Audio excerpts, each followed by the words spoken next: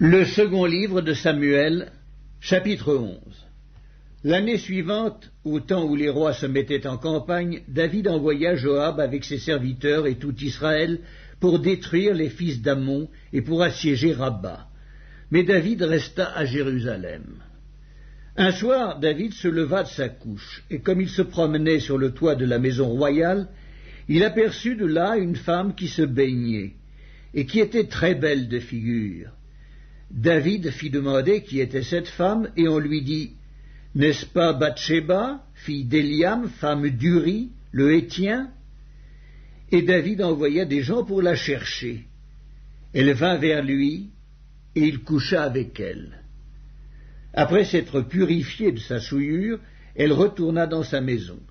Cette femme devint enceinte, et elle fit dire à David, « Je suis enceinte. » Alors David expédia cet ordre à Joab, « Envoie-moi Uri, le Héthien. » Et Joab envoya Uri à David.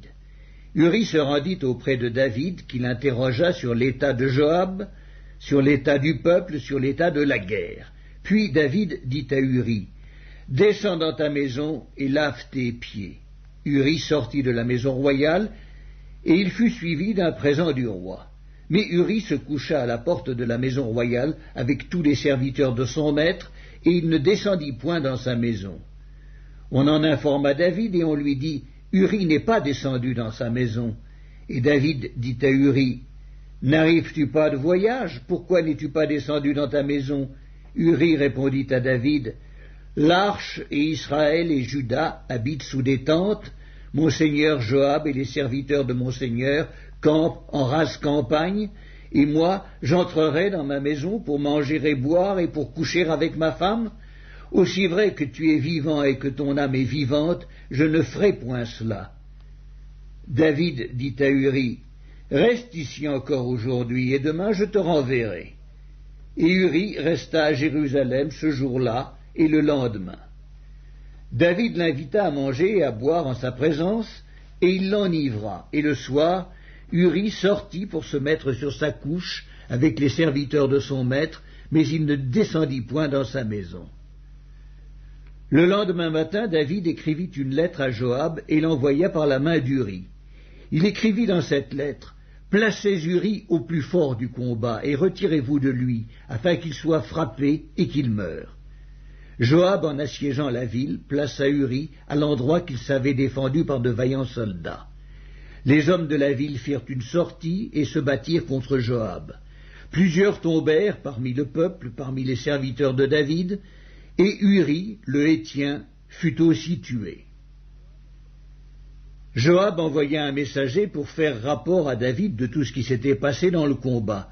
Il donna cet ordre au messager, « Quand tu auras achevé de raconter au roi tous les détails du combat, peut-être se mettra-t-il en fureur et te dira-t-il, « Pourquoi vous êtes-vous approchés de la ville pour combattre? Ne savez-vous pas qu'on lance des traits du haut de la muraille? Qui a tué Abimélec, fils de Jérubéchet? N'est-ce pas une femme qui lança sur lui du haut de la muraille un morceau de meule de moulin? Et n'en est-il pas mort à Thébets? Pourquoi vous êtes-vous approchés de la muraille?